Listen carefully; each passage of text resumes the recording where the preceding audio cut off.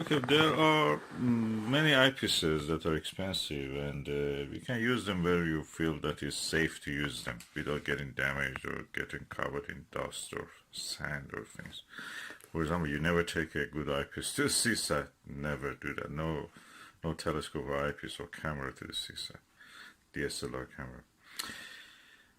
So for such situations, or probably for such situations, it's better to have a cheaper eyepiece that you can take it with you. And here is one example of it. It's a 2-inch eyepiece that I've worn about, and it's cheap, so it must be cheerful. Hopefully, let's see. Okay, now I'm opening it.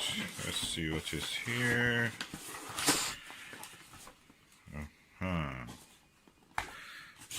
So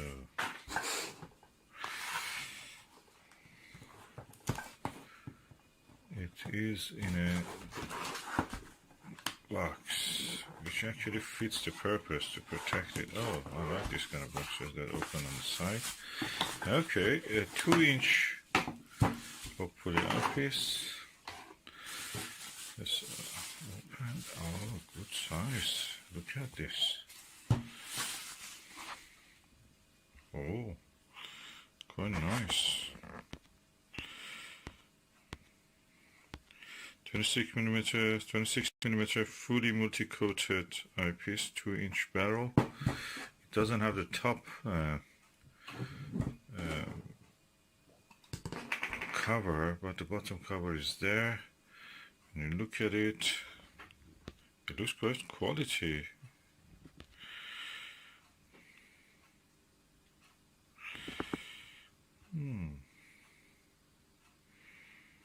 Doesn't look bad at all. I like it, kind of.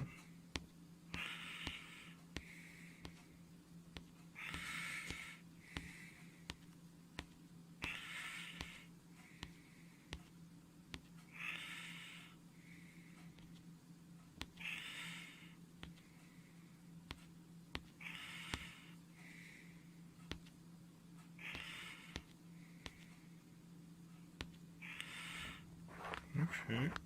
As you can see, inside of it is threaded, so it will not have reflection. It is also blackened, so it will increase the contrast. It accepts, as you can see, all the kind of 2-inch filters, and it has a rubber holding. Televue will charge you that £200 for this. And of course, the best test is to use it on the star. Okay. Nice view.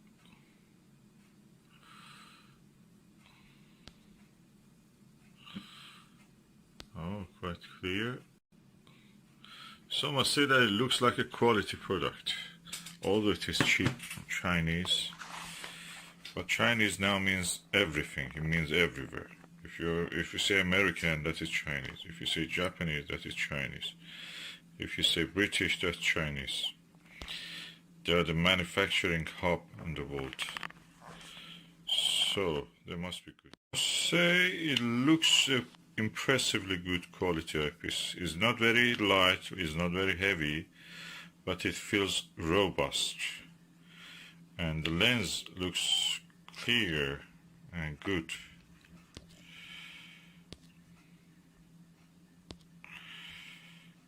So I'm looking forward to testing on the stars actually, just to see how it is. Unfortunately, it's this time of the year we don't have now many good nights, so that's the only bad thing about this time of the year.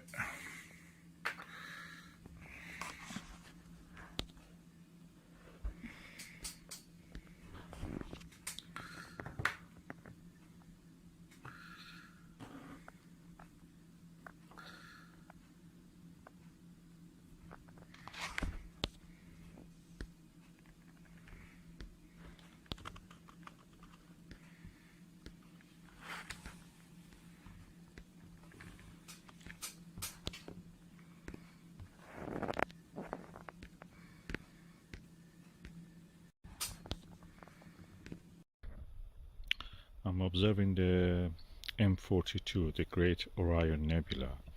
I used the Nagler 31 take 5 and I'm now using the Televue Ethos 21mm. But the best image I've seen was with this cheap Chinese unbranded 26mm 2-inch eyepiece.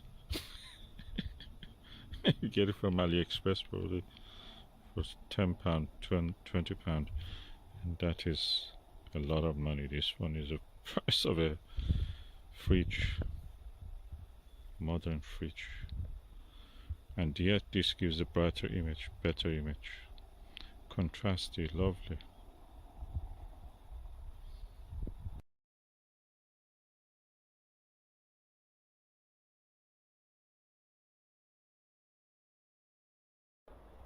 The stars in this 26mm unbranded Chinese eyepiece appear as diamonds on a velvet, black velvet, and you can see so much wispiness in the nebula.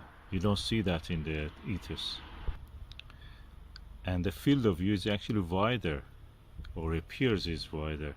I can see more of the north and south of the nebula, those beautiful stars which are around this nebula. That's amazing. Oh god, what you can get with a little bit of money. The best eyepieces are yet the Plussels.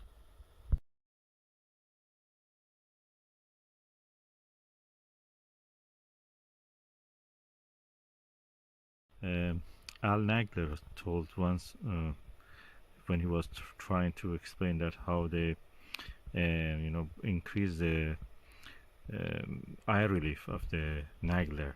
They told that they massage it. I think that the Televue, the best eyepieces they have ever built was their Plussels, and then they massaged the Plussel and extended it, stretched it to make the Nagler. Then they make the Ethos, then make the Delos and Delight and all the other eyepieces that just all around this design of the Plussel that they had. It's a little bit embarrassing, but the Televue Ethos 21 cost as much as a big American fridge, and it's quite expensive for what it can do. You can get a better one. And this 26 Angel Eyes, which is unbranded in this case, just a box of chocolate, a good quality box of chocolate.